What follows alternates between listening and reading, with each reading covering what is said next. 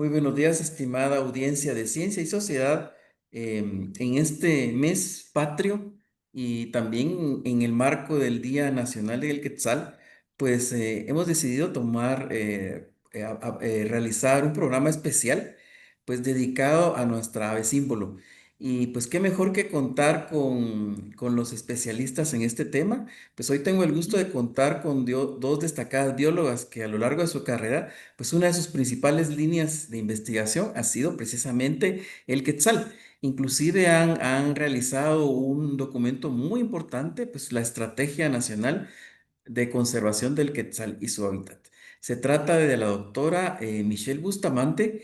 Ella es investigadora del Centro Universitario de Zacapa y también nos acompaña la maestra Bianca Bozarreyes. Ella también es bióloga y también se desempeña como investigadora de ese Centro Universitario de Zacapa, pues también donde está la Sierra de las Minas, ¿verdad? Que es uno de los refugios de los albergues del Quetzal. Pues un servidor David Marroquín les da la cordial bienvenida a este programa especial y qué gusto tenerlas por acá. Bienvenidas a Ciencia y Sociedad y el espacio de divulgación de la Dirección General de Investigación. Y pues quisiera que nos hablaran ustedes bueno, precisamente del Quetzal, ¿verdad? Del Quetzal, hablamos un poquito del Quetzal. No solamente es un símbolo patrio, ¿verdad? Sino que está relacionado con nuestra cultura y vamos a hablar entonces, pero también es una especie que está en riesgo y que es importante, pues, hablar de su conservación. No sé si quiere comenzar, por favor, doctora Bustamante.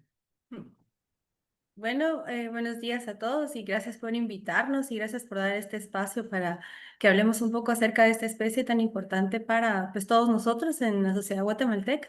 Como usted decía, pues el quetzal siempre ha sido un símbolo muy importante para los guatemaltecos. Desde la época precolombina sabemos que se le consideraba una ave sagrada, que pues se le asociaba con libertad, con soberanía, ¿verdad? Con sabiduría también. Entonces, desde esa época, el quetzal ha estado como muy arraigado a nuestra cultura. Y entonces, conservar al quetzal, ¿verdad? Es también conservar ese patrimonio, pues, cultural de Guatemala. Y como usted decía, desgraciadamente es una especie que se encuentra en peligro, principalmente por la destrucción de su hábitat, que son los bosques nubosos y los bosques de montaña. Entonces, el hecho de que tomemos esos espacios para hablar sobre la conservación de esta especie y las que están asociadas a ella, los bosques nubosos, es muy importante, ¿no? Entonces, conservándola a ella, también conservamos nuestro patrimonio cultural. Ujú. Maestra Reyes, ¿algún comentario al respecto?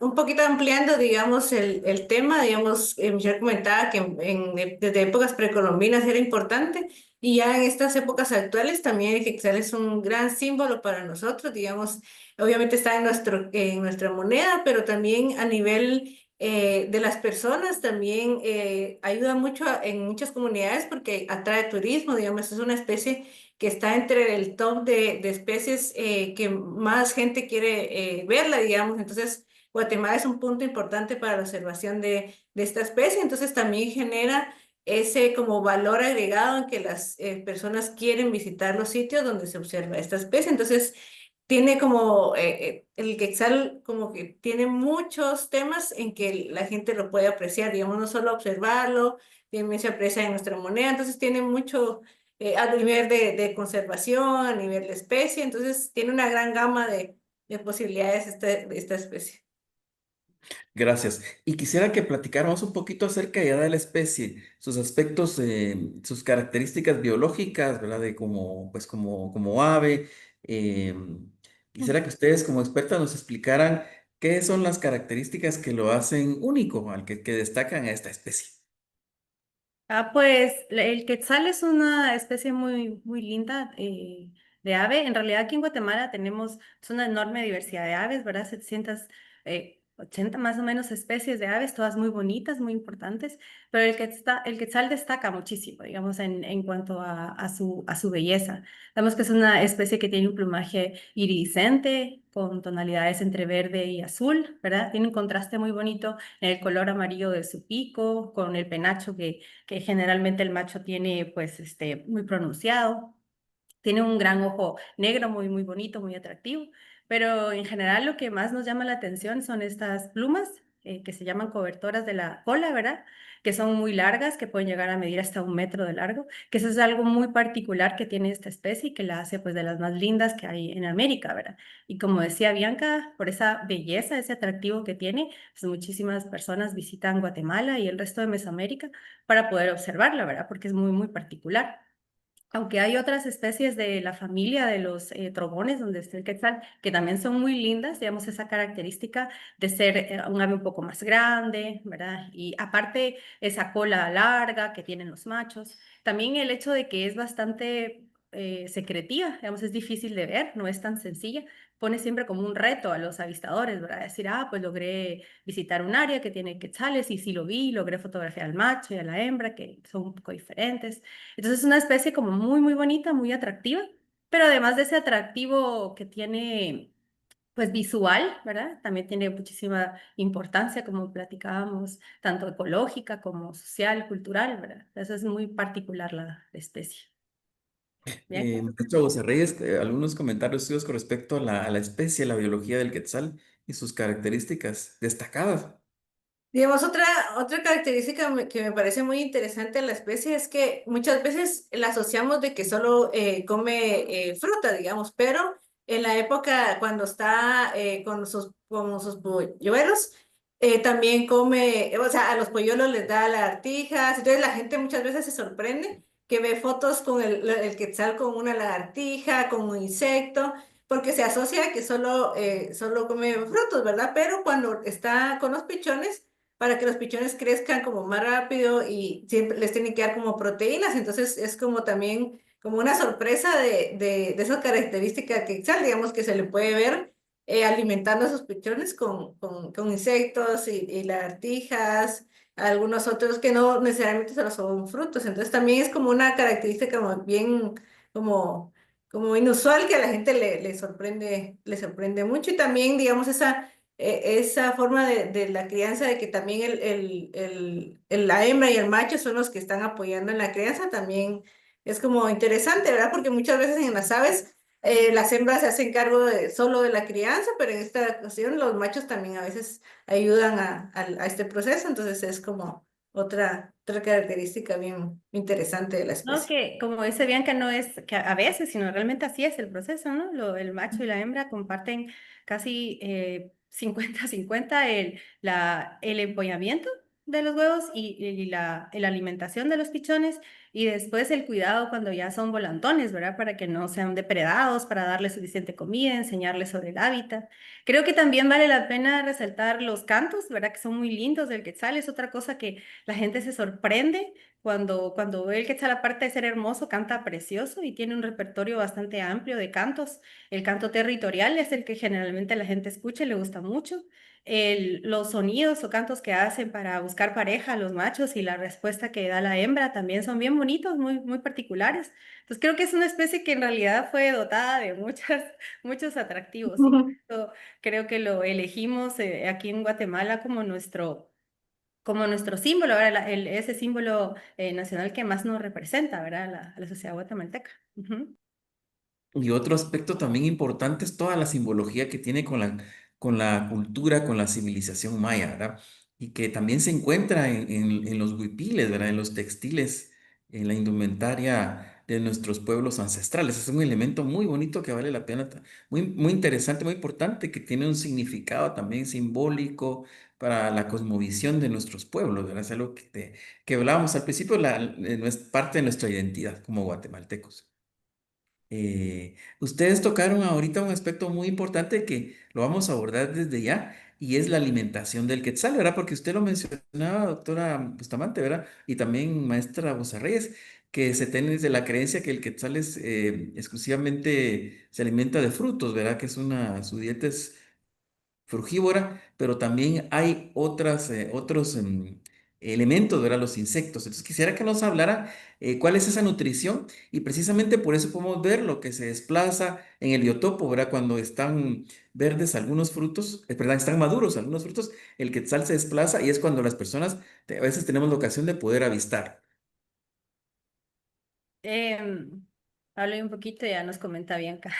Sí, bueno, el quetzal en edad adulta es principalmente frugívoro, pero sí nosotros que hicimos seguimientos de quetzales con radiotelemetría, que pudimos seguir individuos todo el tiempo y otros estudios también con radiotelemetría, muestran que incluso los adultos siempre se alimentan de cierta cantidad de insectos, por ejemplo, de orugas, algún anfibio pequeño, una lagartija, porque sí requieren algún aporte proteico, ¿verdad? Durante su vida adulta. Sí, principalmente son frutos. Y como decía, pues el quetzal lo que hace es ir buscando árboles que son particulares, que en su dieta, algunos preferidos, podríamos decir, como los aguacatillos, como el frutillo, siempre tiene algunos que le parecen pues más sabrosos, seguramente porque son altos en grasas, en azúcares, ¿verdad?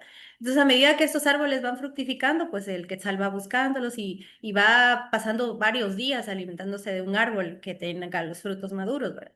Pero como nos mencionaba Bianca, ya la dieta de los pichones es bastante diferente, aunque sí comen frutos y los padres les llevan frutos y también les pueden llevar algunas hojas, hemos visto que son tiernas, principalmente les llevan proteína y la proteína puede ser de insectos, pero también de reptiles y de anfibios. También se ha visto que les llevan pequeñas ranas para alimentarlos, ¿verdad? Entonces, la idea es que durante estas primeras etapas de desarrollo, las aves necesitan, en este caso los quetzales, necesitan mucha proteína para crear, pues, las plumas, ¿verdad? El pico, todas estas estructuras muy altas en proteína y los músculos, ¿verdad?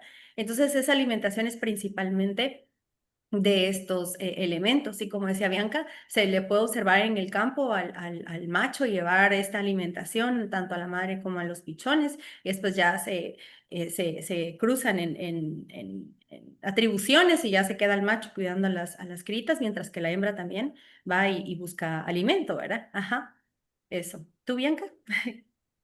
¿Quisieras decir algo?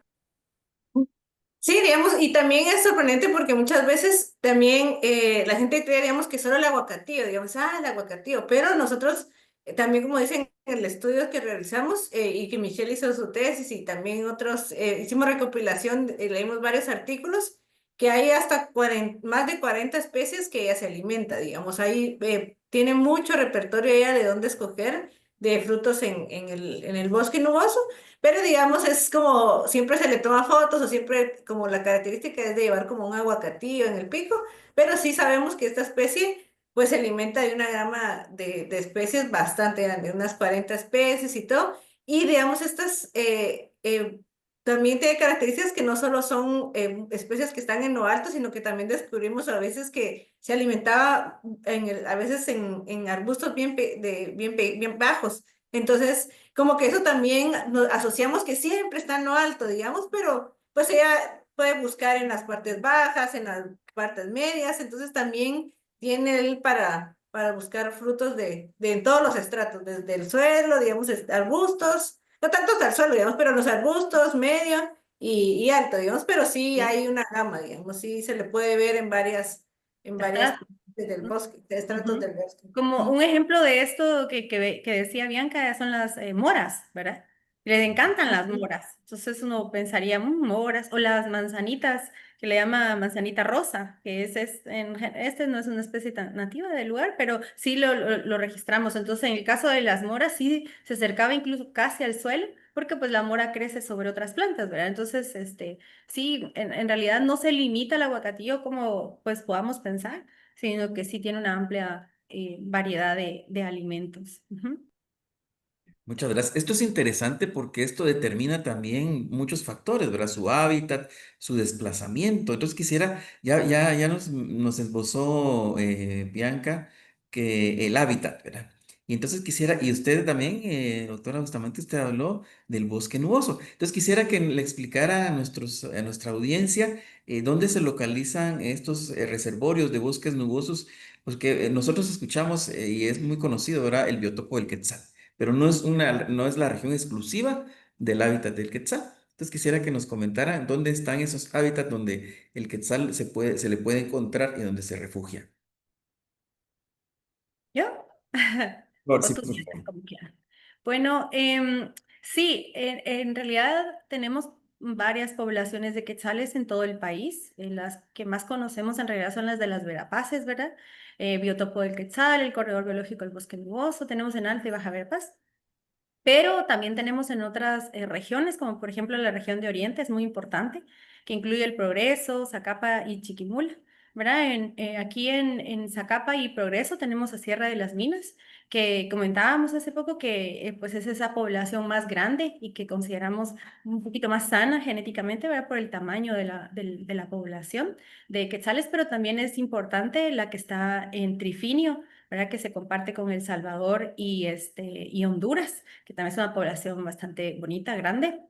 Y de ahí tenemos varias poblaciones en la cadena volcánica, ¿verdad? Tenemos en San Marcos, Huehuetenango, ¿verdad? Y tenemos ahora algunos registros cerca, pues, como en el área central de Guatemala, que incluye el departamento de Guatemala, Nescuintla, ¿verdad? Algunos sitios montañosos que necesitamos corroborar, ¿verdad? Que esté ahí la especie, pero digamos que sí hay bastantes poblaciones dispersas, aunque la mayoría de ellas son un poco pequeñas y aisladas.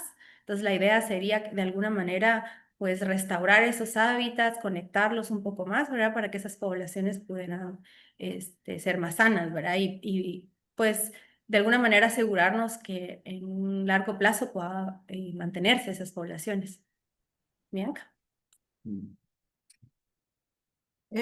También hay unas, no escuché bien, si había unas poblaciones también en Uspantán y toda esa parte de Quiché, también hay una parte bastante interesante en todo eso de bosque nuboso que existe en toda esa parte de Quiché, que son poblaciones también bastante estables, digamos, pero el problema siempre es, como mencionaba Michelle, que esa conectividad es la que nos hace falta, digamos, están estos como parches, digamos, Sierra Las Minas tenía conectividad con ir al biotopo del Quetzal en Purulá, y esa de Purulá podía conectarse hasta las que están por Cobán y hasta Uspantán, porque si uno ve en el mapa, digamos, sí hay como pequeños pedazos de bosque que pueden conectar, pero obviamente esa conectividad es la que hace falta, que se está perdiendo, digamos, por lo menos hay sitios que ya, había un sitio en Sierra de las Minas que conectaba a Purulá, que eran pequeños bosques, que digamos hace unos 15 años cuando nosotros estábamos trabajando en esa área, todavía había pequeños bosques en esas áreas, pero actualmente, digamos, ya nos cuentan que esos bosques que conectaban esas áreas pues están desapareciendo, y lo mismo pasa en esas partes de que puedan unir Uspantán, Quiché, Alta Verapaz y Baja Verapaz y toda la Sierra de las Minas. Y entonces creo que también ese es un mensaje importante, digamos que muchas veces podemos decir que estamos protegiendo ese bosque, esos bosques nubosos, pero estamos perdiendo la conectividad de entre esos bosques, que es lo que realmente va a hacer que la población, que la especie pueda ser viable, digamos. Entonces también tenemos que recordar que no solo el bosque nuboso, sino que sus conexiones y ese bosque montano donde ella podría estar moviéndose de un bosque a otro. Sí, yo Muy creo que interesante. lo que menciona, lo que menciona Bianca es bien importante porque si tomamos en cuenta que el quetzal es una especie que consideramos migratoria altitudinal o al menos hace movimientos estacionales de las partes más altas de las montañas donde generalmente se reproduce, ¿verdad? A áreas un poco más bajas a finales de año, generalmente cuando las temperaturas son menores, cuando tal vez el alimento en sus áreas reproductivas disminuye. Entonces, esa conectividad es súper importante porque lo que hacían estos corredores naturales que antes existían es que permitían que se fueran moviendo entre áreas en búsqueda de esas mejores condiciones, ¿verdad? Ya sea de alimento o de refugio. Entonces, ahora ya no existen. Ahora con lo que se encuentran los quetzales generalmente en la base de las montañas son cultivos, ¿verdad? Y potreros y también algunos asentamientos humanos. Nosotros lo vimos en el biotopo del Quetzal cuando trabajamos con Bianca telemetría, que los quetzales del biotopo en alguna época del año salen del biotopo y buscan otros sitios donde alimentarse y se quedan ahí durante meses. Y antes se encontraban unos pequeños parches, ¿verdad? De bosques montanos y ahora no, ahora lo que hay son pues escuelas, ¿verdad? Pequeños poblados. Entonces poco a poco se están quedando sin esos refugios temporales que necesitan para su supervivencia, ¿verdad? Entonces es bien importante trabajar en la conectividad, no solamente conservar lo que ya hay, y además eso que estamos conservando, digamos, restaurarlo, porque la mayor parte tiene algún nivel de perturbación. sino que mantener esa conectividad biológica, ¿verdad? Que es necesaria para que sobreviva a largo plazo las poblaciones. Muchas gracias y creo que es un momento muy oportuno para hablar de esa estrategia de conservación del quetzal y su hábitat. Quisiera que ustedes nos comentaran cómo surgió esa inquietud y cómo pues se ha logrado llevar a las diferentes instancias pues tomadoras de decisiones y pues cuál es la relevancia de esta estrategia. Bueno, Ya lo comentaron ustedes, perdón, pero dígame, ampliarlo. Ya lo han dejado un poquito esbozado, pero un poquito ampliarla, ¿verdad? ¿quieres tú, Bianca? Sí, Sí. pues en el 2019 no, bueno, la fecha no me acuerdo, 17 antes. Pues nos surgió esta inquietud con Michelle, digamos, Michelle pues siempre empezó a trabajar con la especie y me incluyó en este trabajo y pues siempre empezamos a ver que había esa necesidad, digamos, que vimos que habían amenazas, que existía un montón de cosas que la población, que la especie necesitaba para su protección. Entonces nuestra idea fue realizar este documento donde se esboza todo ese acciones, estrategias y amenazas que existe de la especie. Esto es importante porque los tomadores de decisiones necesitaban un documento y algo plasmado donde hubiera toda la información del camino a seguir para la protección de la especie, digamos, porque muchas veces, pues si no se tiene un documento o no se tiene ese camino a seguir, como que se van haciendo como investigaciones o acciones que realmente a la larga no funcionan porque son aisladas. Entonces el documento tiene toda la información y esta información no fue algo que nosotros como que lo inventamos, sino que fue un proceso en el que nosotros fuimos con la gente del área, con los tomadores de decisiones, con las instituciones que estaban trabajando con con la especie, instituciones que están en el área, población del lugar. Entonces hicimos una serie de talleres en Baja Verapaz, en Alta Verapaz, en la cadena volcánica y en el área del occidente, donde ahí empezamos a buscar la información de amenazas, que la gente nos dijera qué acciones ellos creían que eran las más adecuadas y lo hicimos por áreas porque también no es lo mismo, no son las mismas amenazas que hay en la cadena volcánica, no es lo mismo Alta Verapaz o Baja Verapaz o en el occidente. Entonces, eso nos dio una mejor visión de qué acciones realmente necesitábamos para la especie. Entonces, ahí nosotros hicimos el documento y fue como un momento como muy bueno en esa parte, porque después tuvimos el apoyo de CONAP, porque la idea de nosotros era, obviamente el documento estaba ahí, que se hizo gracias a a la Dirección de Investigación, pero entonces ese documento tendría que trascender, digamos, tenía que llegar al tomador de decisiones, que en esta ocasión es CONAP. Entonces CONAP validó el documento y ya lo hizo como un documento de la estrategia, que es un documento que todos pueden ser,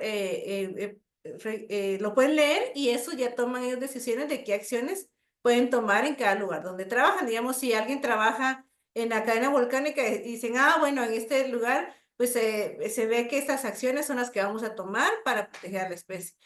También alguien que esté en el occidente puede decir, bueno, veo el documento y ahí me baso en qué acciones debo realmente trabajar para la conservación. Entonces, ese es la importancia del documento porque es ya validado y que todos pueden revisarlo para trabajar en investigaciones, en acciones, en protección, en todo lo que está en el documento. No sé si Michelle quiere ampliar.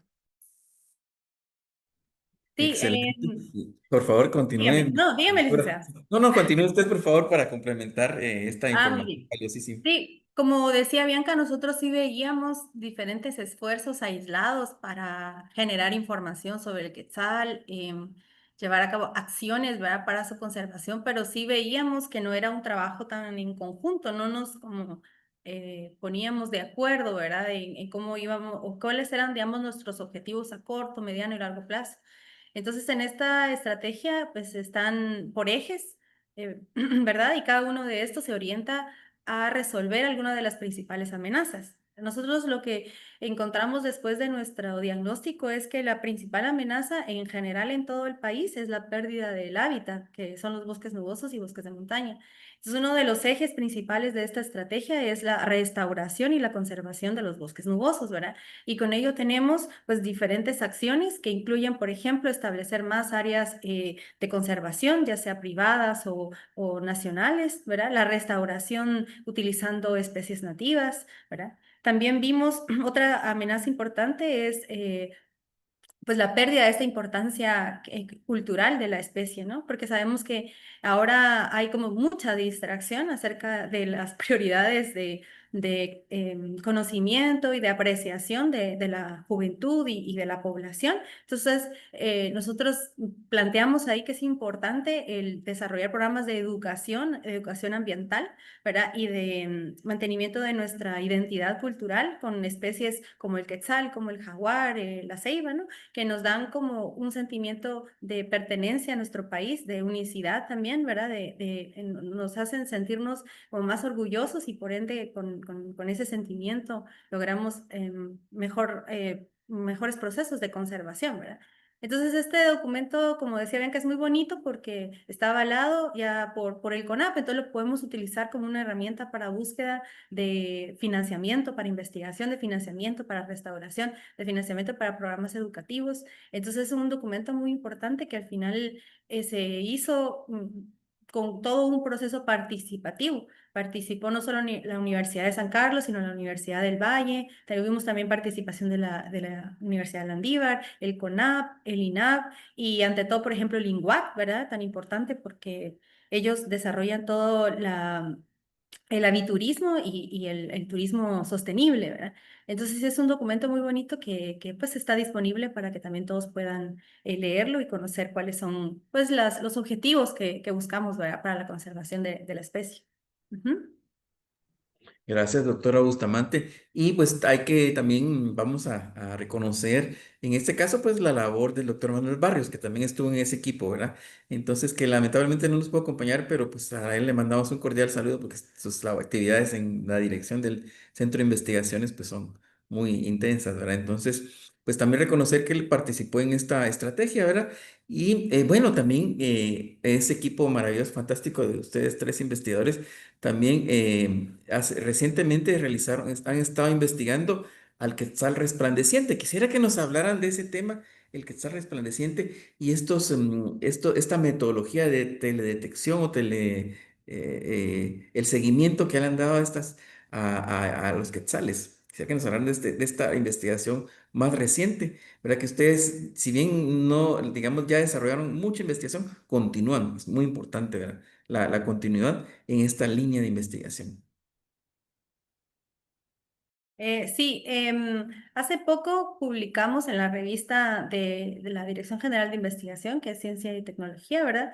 Un artículo con los resultados de un estudio muy bonito que hicimos sobre telemetría, que ya le habíamos comentado, que colocamos radiotransmisores a dos quetzales y los seguimos durante un año, a un macho y una hembra, y entonces conocimos en general sus patrones de movimiento, su actividad diaria, de qué se alimentaban, ¿verdad? Esos requerimientos de hábitat que tienen, como por ejemplo, dónde descansan, dónde duermen, ¿verdad? A qué hora se alimentan con más frecuencia. Entonces, todos esos datos son como muy útiles, ¿verdad? Porque nos permiten saber cuáles son los requerimientos de hábitat para la supervivencia de la especie, al menos en el caso del biotopo, que también se puede extrapolar a otros hábitats nubosos, ¿verdad? Aparte de esta investigación, nosotros recién finalizamos un estudio para estimar los tamaños poblacionales de quetzales en Guatemala, que es uno de los vacíos de información que teníamos, ¿verdad? Tener idea de el tamaño aproximado de las poblaciones de quetzal en el país, con ánimos de conocer, digamos, ese dato ecológico, pero también utilizarlo con metas de conservación, ¿verdad? Priorizar poblaciones, esas poblaciones más grandes y con hábitats más conservados serán por ende también prioritarias, ¿verdad? Y aquellas que son pequeñas y bastante vulnerables, pues también ciertas acciones para su conservación, ¿verdad? Y también hicimos un estudio muy bonito de acústica de quetzales también en el biotopo. Nosotros colocamos grabadoras de cantos en un área bastante amplia del biotopo del quetzal, con ánimos de probar este método que es bastante nuevo del monitoreo acústico para hacer monitoreo de quetzales y también conocer de nuevo su actividad diaria y relacionar la presencia de la especie con otras características del hábitat, como por ejemplo la altitud, la pendiente, la cobertura boscosa, ¿verdad? Y entonces hemos hecho varios estudios y muy bonitos, muy interesantes, y esperamos pronto pues publicar esos artículos que estamos trabajando también con Bianca, con el doctor Pablo Bolaños, con el doctor Manuel Barrios. Ujú. ¿Tú, Bianca? ¿Quisieras saber?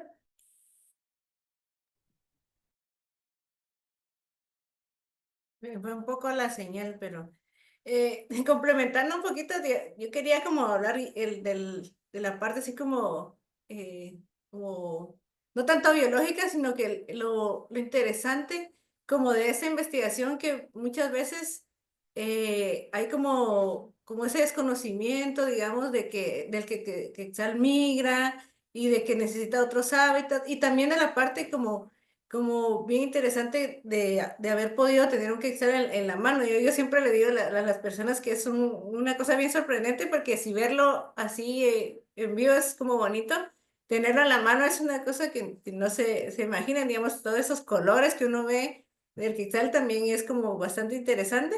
Y como que desde esa vez como que uno como que quiero más al quetzal, porque es como una parte así como muy bonita. Entonces creo que es como esa parte que también tenemos que transmitirle a las personas, digamos, ese como amor al quetzal, como decían, como nos dijeron muchas veces en los talleres, que como que ese amor al quetzal como que se ha perdido, digamos. Entonces siempre como transmitir esa información a las personas de lo bonito y lo valioso que el quetzal, ¿verdad? Entonces es como que esta investigación, por lo menos a mí, como que me hizo como abrir los ojos de otra visión de la especie. Y entonces como seguir trabajando en la conservación de ella, digamos, como decía Michelle, pues hemos ahorita terminado otra investigación, digamos, nunca, como que siempre estamos tratando de hacer algo con el quetzal porque vemos la importancia de la especie, digamos, entonces no solo como símbolo o sea, que está en todas partes en nuestro himno, en nuestra moneda, en todas partes, entonces como que toda la gente aprecie esa manera, digamos, de ver a la especie. Y entonces estas investigaciones queremos siempre tratar de hacerlas para seguir conservando a la especie y transmitir esa información. Por eso es que compartimos este artículo, digamos, tratamos de publicar ese artículo, es hacer la estrategia que fuera pública y así, ¿verdad? Siempre tratar de que toda esta información llegue a las personas para que sea de conocimiento y que también, así como yo amo al quetzal, también toda la gente aprecie y quiera mucho a la especie.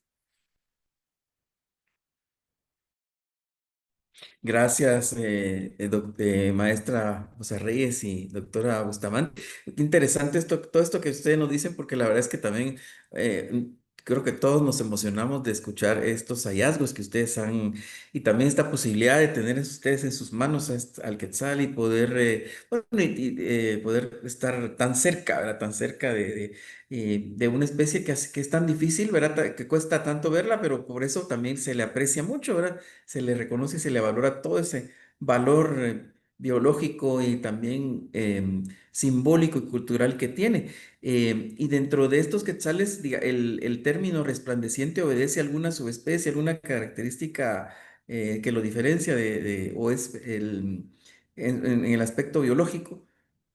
Sí, el nombre que viene del nombre en inglés, que es Resplendent Quetzal, ¿verdad? Porque hay varios quetzales, como le decía, incluso hay otras especies del género Pharomachus que están en Sudamérica, ¿verdad? Viene del hecho de que su plumaje es iridiscente, ¿verdad? Y el iridiscente se refiere a que a medida que la luz pega en diferente ángulo en su plumaje, este brilla con diferentes tonalidades. Entonces tiene un brillo metálico y que va cambiando según el ángulo de la luz. Entonces le decía, pasa de, puede ser un azul turquesa, un verde intenso, a un amarillo verdoso, ¿verdad? Es una especie que usted no le puede dar un color, sino un matiz de colores. Entonces es muy linda porque en algún punto en la oscuridad la ve verde y en otro punto en la luz la ve amarilla, ¿verdad? Entonces es muy, muy bonita y de ahí viene su nombre de resplandeciente, ¿verdad? Que su plumaje pues emite una luz muy, muy fuerte, ¿verdad? Cuando le pega el sol. Ujú, de ahí viene. Pues bien, y algo también muy importante que ustedes, bueno, que saca uno en conclusión de todo esto es que para poder, digamos, identificarnos y apreciar al quetzal y valorarlo, es importante conocerlo. Entonces, toda esta información que ustedes nos están compartiendo nos ayuda a conocer y a valorar más a nuestra especie. Y al valorarla también, comprometernos más con su cuidado, con su conservación. No sé si ustedes tienen algún comentario, porque me imagino que a lo largo de esta trayectoria que ustedes han tenido, también se han identificado mucho más con la especie y la han, Sí. pues, Sí, en realidad lo que pasa con el quetzal es que es una especie también que es bandera y que le llamamos también sombría, ¿verdad? Que con su conservación se conservan pues miles de especies más, porque si conservamos al quetzal, conservamos su hábitat y ahí muchas especies que también son muy representativas y únicas en el país. Y como usted hablaba, es bien importante pues seguir estudiando, porque hay muchos aspectos que todavía no conocemos del quetzal. Uno muy interesante que aún requiere de investigación es la distribución como tal. ¿Qué áreas en Guatemala realmente tienen poblaciones de quetzal y en qué estado se encuentran? Porque hay bastantes registros ahora actuales, pero que deben de ser confirmados. Pero también tenemos registros antiguos, históricos, en donde tenemos que pues invertir tiempo para ir a corroborar si aún está ahí la especie o no, si se ha extinto localmente, ¿verdad? Tenemos también este vacío de clasificación taxonómica. Es algo, ¿verdad, Bianca, que hemos estado hablando durante ya bastante tiempo, el de establecer si realmente nuestro quetzal es una especie diferente de la que está en Costa Rica y Panamá. Es que, como sabrán, la distribución del quetzal es toda Mesoamérica, ¿verdad? Desde el sur de México hasta Panamá. Pero hay una barrera biogeográfica que es una depresión en Nicaragua que ha separado estas dos partes, la del norte y la del sur, desde hace millones de años. Entonces tenemos muchas divergencias entre las dos poblaciones. La población del norte, los quetzales del norte, tienden a ser más grandes, más robustos y también tener la cola muchísimo más larga, ¿verdad? Por ejemplo, también hay divergencias genéticas importantes. Hay estudios que muestran que genéticamente sí difieren en aspectos importantes de clasificación. Y incluso con el doctor Pablo Bolaños que estamos trabajando, él encontró diferencias acústicas. Podemos decir que incluso el quetzal ya no canta ni habla igual en la parte norte que en la parte sur, posiblemente ya no se entiendan. Entonces, esto sería bonito establecer si realmente son dos especies diferentes, porque si la nuestra es distinta de la del sur, entonces esta en realidad tendría menos distribución, sería una distribución mucho más restringida, ¿verdad? En hábitats bastante más vulnerables que los del sur, porque en Costa Rica y Panamá la conservación de su hábitat es un poco mejor, ¿verdad? Entonces, esto tiene pues implicaciones importantes en su conservación y tendríamos que entonces, a partir de esta nueva clasificación, establecer nuevas lineamientos para la conservación, incluso determinar si es aún más vulnerable, cambiarlo de categoría, ¿verdad? De amenaza, porque ahora acá la consideramos como vulnerable, pero puede ser que al separarlas en dos especies aquí ya suba su nivel de amenaza, ¿verdad? Y algo bien interesante que creo que hace falta estudiar son cuestiones de supervivencia, ¿no? Sabemos que tanto están sobreviviendo los pichones, ¿verdad? Durante la reproducción, porque sí vemos sitios reproductivos, pero no sabemos qué tanto éxito reproductivo están teniendo los quetzales con relación a esa calidad de hábitat, ¿verdad? Y hay muchos, o hay varias, pues, iniciativas de reproducción de quetzales con nidos artificiales. No sé si usted se ha dado cuenta, por ejemplo, en San Marcos, que se usa mucho esta estrategia, pero no sabemos qué tanto éxito tiene. Digamos, están utilizando los nidos, sí, pero qué tan exitosos son esos pichones si logran sobrevivir. Y ante todo, lo más importante es si logran sobrevivir, si tienen suficiente hábitat para después ocupar, ¿verdad? porque podemos estar reproduciendo quetzales, ya sea en cautiverio o con nidos artificiales, pero no sabemos si el hábitat sostiene a esos individuos y finalmente sobreviven. O sea, hay como muchas cosas muy bonitas que todavía hace falta estudiar y que con Bianca creo que vamos a continuar para pues tener más información que nos permita seguir conservando a la especie, ¿verdad? Pues muchas gracias a ambas. Lamentablemente el tiempo transcurrió muy rápido. Y pues vamos a continuar en otra futura edición. Vamos a hablar un poquito más también del hábitat, ¿verdad? Que tenemos muchas cosas que decir. Ustedes nos tienen muchas cosas que compartir y pues les agradezco. Creo que la audiencia está muy complacida por escuchar todo esto, ¿verdad? Porque en este mes, en este contexto, ¿verdad? Del Día del Quetzal y el mes patrio, pues es importante retomar estos temas y reflexionar y pues también valorar nuestra especie, conocerla más y identificarnos aún más con ella. No sé si tienen algunas palabras finales de cierre. Breves palabras. Bianca, Pues yo creo que lo importante es lo que decía, que creo que debemos volver a valorar a la especie y tratar de hacer esa protección que es necesaria, digamos. Tratar de conservar no solo a la especie, sino que el bosque donde vive, porque eso protege a muchas especies alrededor. Entonces creo que es lo que debemos tratar de ahora resaltar con los niños, los jóvenes, de darle ese valor a la especie que hemos perdido a lo largo de los años, que como decíamos de tiempos prehispánicos, se le daba ese valor a la especie. Entonces creo que debemos retomar eso y tratar de impulsar eso a nivel de escuelas, a nivel de todo el ámbito, volver a valorar a nuestra especie quizá. Muchísimas gracias, doctora Bustamante, maestra Boza Reyes, y pues a nuestra audiencia también su atención. Y pues los invitamos a otra edición más de Ciencia y Sociedad, siempre en este mismo espacio, a esta misma hora. Muchísimas gracias. gracias, adiós.